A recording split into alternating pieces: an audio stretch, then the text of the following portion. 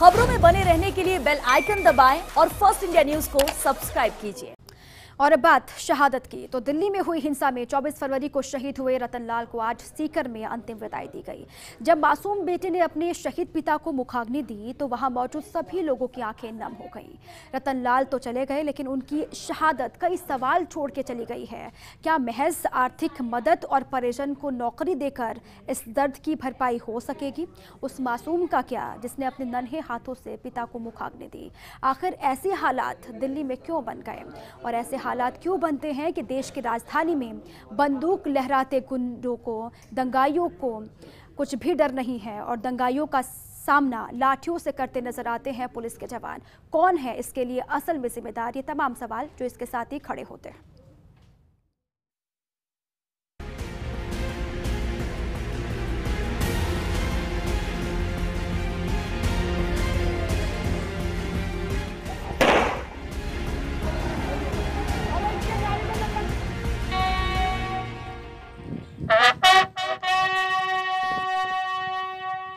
दिल्ली हिंसा में 24 फरवरी को शहीद रतनलाल को सीकर की तिहावली में अंतिम विदाई दे दी गई। मासूम बेटे ने पिता को मुखाग्नि दी।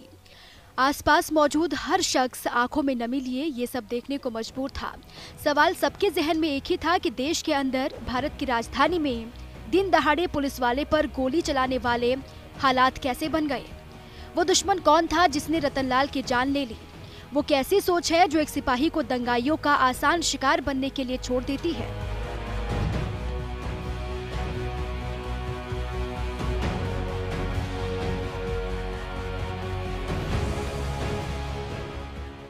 शहीद पुलिस हेड कांस्टेबल रतनलाल का क्या कसूर था? उनकी पत्नी की चीखें हकीमों के कानों तक पहुंच रही है क्या? उनके मासूम बच्चों के आंसू का हिसाब कौन देगा? रोते बिलखते सीकर ने क्या बिगाड़ा था दंगाइयों का, जो दिलेर बेटे की अर्थी को कंधा देने पर मजबूर किया गया?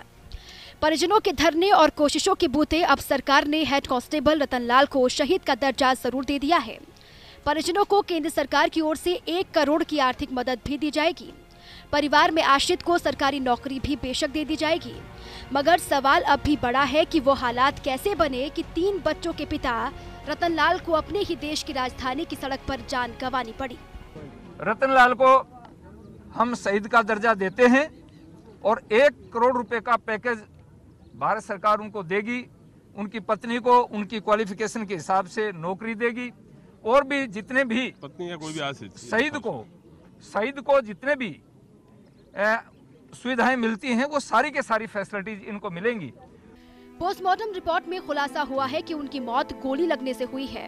पहले खबर थी कि रतनलाल की मौत पत्थरबाजी में हुई। पोस्टमार्टम रिपोर्ट के मुताबिक गोली बाएं कंधे से होते हुए दाएं कंधे की ओर गई थी। मगर एक ऐसी परिस्थितियां बनी कि देश के दिल्ली में कोई पुलिस के जवान को गोली मारने की जरूरत कर सकता है।